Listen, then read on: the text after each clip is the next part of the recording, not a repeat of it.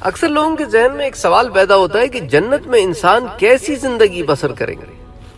اس ضمن میں قرآن اور حدیث ہمیں کچھ باتیں بتاتی ہیں۔ مثال کے طور پر جو اہل جنت ہیں ان کے کچھ ذاتی اوصاف ہوں گے، کچھ ذاتی صفتیں ہوں گی کہ اہل جنت کے جو چہرے ہیں وہ روشن ہوں گے، آنکھیں قدرتی طور پر ایسے ہوں گی جیسے کہ سرما لگا ہوا، سرمگیں، سر کے بالوں کے علاوہ سارے جسم پر کہیں بال نہیں ہوں گے، حتیٰ کہ داڑھی اور مونچھ کے بال بھی نہیں ہوں گے۔ عمریں 30 اور 33 سال کے درمیان ہوں گی۔ قد کم و بیش 90 فٹ کے برابر ہوگا۔ اہل جنت ہر قسم کی غلاظت سے پاک اور صاف ہوں گے، حتیٰ کہ تھوک اور ناک تک نہیں ان کی نکلے گی۔ پسینہ آئے گا لیکن اس میں مشک کی خوشبو آئے گی۔ اہل جنت ہمیشہ خوش رہیں گے، مسکراتے رہیں گے، کوئی غم، کوئی دکھ، کوئی رنج، کوئی پریشانی کچھ نہیں ہوگا۔ اور اسی طرح اہل جنت ہمیشہ صحت مند رہیں گے، کبھی بیماری نہیں آئے گی، کبھی بڑھاپا نہیں آئے گا، کوئی موت نہیں ہے۔ اچھا، جنتی خواتین کی جس صفت کا قرآن مجید میں بار بار ذکر کیا گیا ہے وہ یہ ہے کہ جنتی عورتیں انتہائی باحیا اور شرمیلی ہوں گی، نگاہیں نیچی رکھنے والی ہوں گی، حسن و جمال میں لولو اور مرجان جیسے موتیوں سے بڑھ کر حسین و جمیل ہوں گی۔ اچھا، ارشاد نبی صلی اللہ علیہ وآلہ وسلم ہے، یہ بخاری شریف کی روایت ہے کہ جنت کی عورت اگر لمحہ بھر کے لیے دنیا میں جھانک لے تو اس کا چہرہ مغرب و مشرق کے درمیان ہر چیز کو روشن کر دے گا، اور مشرق و مغرب کے درمیان ساری فضا کو خوشبو سے معطر کر دے گا۔ اچھا، اسی طرح جنت میں کوئی شخص جو ہے نا وہ بن بیاہا نہیں ہوگا، کوئی ایسا کوئی کنوارا نہیں پھر رہا ہوگا۔ تو ہر ایک کی ایک عائلی زندگی ہوگی، ایک خانگی زندگی، گھر کی زندگی ہوگی۔ اچھا، ہر آدمی کی 2 بیویاں ہوں گی کم سے کم، زیادہ اللہ تعالیٰ بہتر جانتے ہیں۔ اچھا، یہ دونوں بیویاں جو ہیں نا یہ بنت آدم سے ہی ہوں گی، یعنی اولاد آدم سے ہی ہوں گی۔ ایسا نہیں ہوگا کہ کسی اور جنس سے انسان کی شادی ہو جائے، نہیں۔ اچھا، دنیا کی ان عورتوں کو اللہ تعالیٰ جنت میں داخل ہونے سے پہلے دوبارہ پیدا فرمائیں گے اور اسی حسن و جمال سے نوازیں گے جو جنت میں پیدا ہونے والی عورتیں یعنی حوروں کا ہوگا۔ ان عورتوں کو نئی پیدائش کے بعد کسی انسان یا جن نے چھوا تک نہیں ہوگا۔ یہ عورتیں اپنے شوہروں کی ہم عمر ہوں گی، باحیا ہوں گی، شرمیلی ہوں گی، پردے دار ہوں گی، نرم و نازک ہوں گی اور اپنے شوہروں سے ٹوٹ کر پیار کرنے والیاں ہوں گی۔ جنتی لوگ اپنے اپنے محلات کے اندر اپنی بیویوں کے ہمراہ گھنے اور ٹھنڈے سایوں میں بہتی نہروں کے کنارے سونے چاندی اور موتیوں سے آراستہ مسندوں پر بیٹھے خوش گپیاں کریں گے، کھائیں گے، پئیں گے، اور ان کے کھانے پینے کے انتظامات کے لیے خواتین کو کوئی زحمت نہیں اٹھانا پڑے گی۔ جو دنیا میں ایک عورت اپنے شوہر کی خدمت کے لیے زحمت اٹھاتی ہے، جنت میں ایسا بھی کوئی انتظام نہیں ہے، بس آرام ہے ہر ایک کے لیے، ہر ایک کے لیے آرام ہے، جو کچھ چاہیں گے وہ ملے گا۔ موتیوں کی طرح خوبصورت اور بالکل چاق و چوبند خدام موجود ہوں گے کہ آپ بس حکم کریں اور حاضر۔ اچھا، ایک ہی خاندان کے جو قریبی اعزاء ہوں گے، مثال کے طور پہ والدین ہیں، دادا دادی ہیں، نانا نانی ہیں، بیٹا بیٹی ہیں، پوتا پوتی، یہ سارے جو ہے نا یہ اگر درجات کے اعتبار سے ایک دوسرے سے فاصلے پر ہوں گے تو اللہ تعالیٰ اپنے فضل و کرم سے کم درجے والوں کا درجہ بڑھا کر آپس میں ان کو ملا دیں گے۔ اللہ اکبر، اللہ اکبر، اللہ اکبر، یہ میرے رب رحمت ہے، میرا بھائی رحمت ہے۔ سبحان اللہ و بحمدہ، سبحان اللہ العظیم۔ اچھا، جنت میں داخل ہونے کے بعد اہل جنت کی سب سے پہلی ضیافت مچھلی کے جگر یعنی کلیجی سے کی جائے گی، دوسری میزبانی بیل کے گوشت سے کی جائے گی۔ مشروبات میں سے سب سے پہلے سلسبیل نامی چشمے کا پانی پلایا جائے گا جس میں زنجبیل کی آمیزش ہوگی، ملاوٹ ہوگی۔ ہر طرح کے لذیذ پھل جن میں انگور، انار، کھجور اور کیلے کا، ان کا تو باضابطہ قرآن کریم میں ذکر ہے، یہ عطا کیے جائیں گے۔ اور ہر طرح کے خوش ذائقہ خوشبودار مشروبات جن میں سے دودھ ہے، شہد ہے، آب کوثر ہے اور زنجبیل یا کافور کی آمیزش والا پانی ہے۔ سبحان اللہ، سبحان اللہ سبحان اللہ. اللہ تعالیٰ کی نعمتیں ہی نعمتیں ہوں گی، نعمتیں ہی نعمتیں ہوں گی. اچھا، ایک حوض کوثر ہے اور ایک جو ہے نا وہ حوض کوثر میں جہاں سے پانی لایا جائے گا وہ الگ ہے. تو حوض الگ ہے اور جھیل الگ ہے. تو اس کے اوپر باضابطہ ہم پچھلے دروس میں بات بھی کر چکے ہیں. تو صرف حوض کوثر میں ہی آب کوثر موجود نہیں ہے کہ بھئی جنت کے اندر پھر آب کوثر نہیں مل سکتا. نہیں، جنت کے اندر بھی مل سکتا ہے. باہر بھی نعمتن دیا جائے گا اور اندر تو پھر ملے گا ہی ملے گا. سبحان اللہ سبحان اللہ سبحان اللہ. تو اہل جنت کی تواضع کے لیے سونے، چاندی اور شیشے کے برتنوں میں یہ پیش کیے جائیں گے.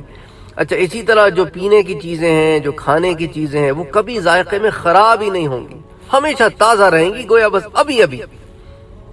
نہ کوئی بوجھل پن، نہ کوئی کوئی ایسا طبیعت میں بھاری پن، انسان کھا لے تو بھی ایسیڈیٹی ہو گئی، ایسا کوئی چیز ہے ہی نہیں وہاں. اچھا، جنتی کسی درخت سے خود پھل توڑ کر کھانا چاہیں گے تو پھل خود بخود ان کے پاس پہنچ جائے گا. کسی پرندے کا گوشت کھانا چاہیں گے تو آنن فانن تیار ہو کر حاضر ہو جائے گا. جنت کی ساری نعمتیں ہمیشہ کے لیے ہوں گی، ان میں کبھی کمی نہیں ہوگی، نہ ہی کبھی ختم ہوں گی. نہ ہی ان کا تعلق کسی خاص موسم سے ہے کہ بھئی سردیاں ہوں گی تو انگور آئیں گے، ایسا بھی نہیں ہے. اور سب سے بڑھ کر یہ کہ نعمتوں کے حصول کے لیے جنتی کو کسی سے اجازت بھی نہیں لینی، جو چاہے گا اپنی مرضی سے آ جائے گا. یہی مطلب ہے اللہ تعالیٰ کا جو قرآن کریم سورہ واقعہ میں اللہ تعالیٰ فرماتے ہیں لا مقطوعۃ ولا ممنوعہ، یعنی جنت کی نعمتوں کا سلسلہ نہ تو ختم ہونے والا ہے اور نہ اس کو روکا جائے گا. سبحان اللہ سبحان اللہ سبحان اللہ. یعنی جنت کی نعمتیں ہی نعمتیں، نعمتیں ہی نعمتیں ہیں. اسی طرح جنت میں ہر جوڑے کی ایک الگ وسیع و عریض مملکت ہوگی، جس کے محلات کی تعمیر سونے چاندی کی اینٹوں اور اعلیٰ قسم کے مشک سے کی جائے گی. تو یہ آپ کے جو سونے چاندی کی اینٹیں لگا کے بیچ میں جو آپ بھرتے ہیں نا، اس کو آپ انگریزی میں کہتے ہیں موٹر، وہ جس سے آپ مسالہ جس سے آپ جوڑتے ہیں، تو وہاں پر جس مسالے سے جوڑا جائے گا نا وہ بھی مشک کا ہوگا، خوشبودار مسالہ ہوگا کہ گھر کی دیواروں سے بھی خوشبو آتی ہوگی. اچھا، محل کے جو سنگریزے موتی اور یاقوت ہوں گے، اور اس کی یہ جو سنگریزے یہاں پہ تو پتھر کے ہوتے ہیں نا، وہاں پہ تو سنگریزے ہوں گے جی موتی اور یاقوت کے. اور جو جنت کی مٹی ہوگی نا وہ زعفران کی طرح ہوگی. اللہ اکبر. یہ ترمذی شریف میں اس کی تفصیلات آتی ہیں. اچھا، ہر جنتی کو اپنے اپنے درجے کے مطابق دو وسیع و عریض باغ عنایت کیے جائیں گے.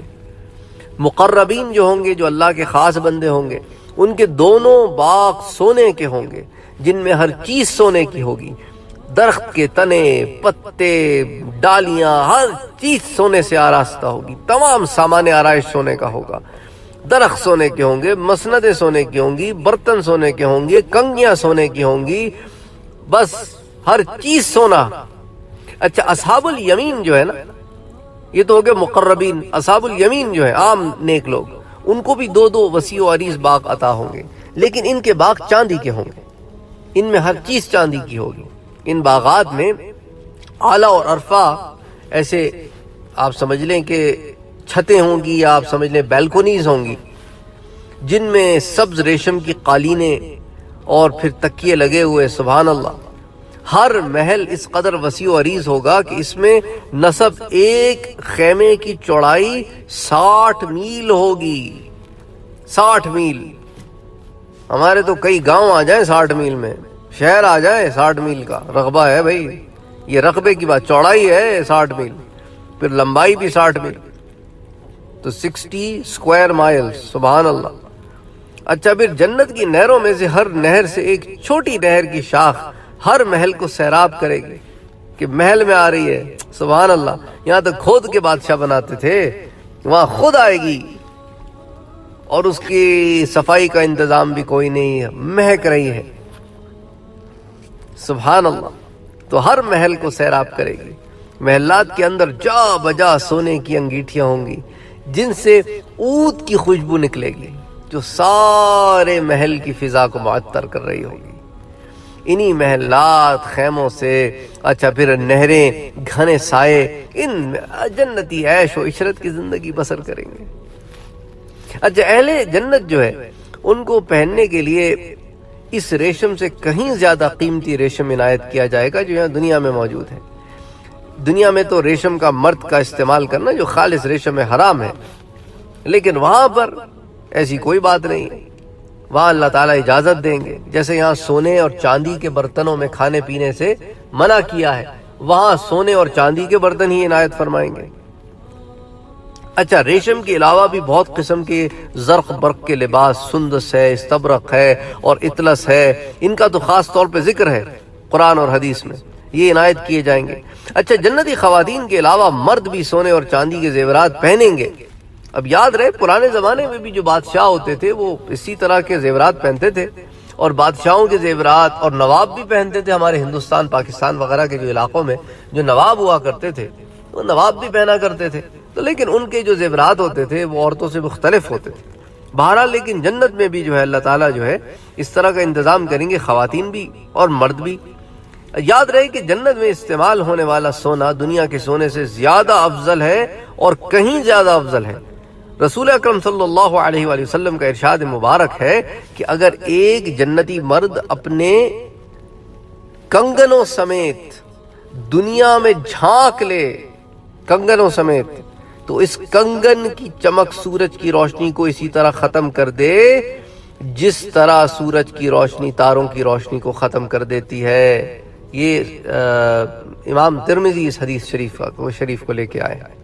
اچھا سونے اور چاندی کے علاوہ اور قسم کے پھر موتی ہیں، لولو ہیں، مرجان ہیں، ان کے بھی کنگن اہل جنت کو پہنائے جائیں گے۔ اچھا جنتی خواتین کو ایسے خوبصورت اور اجلے اور پاک اور صاف لباس عطا کیے جائیں گے کہ بیک وقت ایک ساتھ 70 جوڑے پہننے کے باوجود ان کی پنڈلی کا گودا تک نظر آئے گا۔ یہ تو بخاری شریف کی روایت ہے۔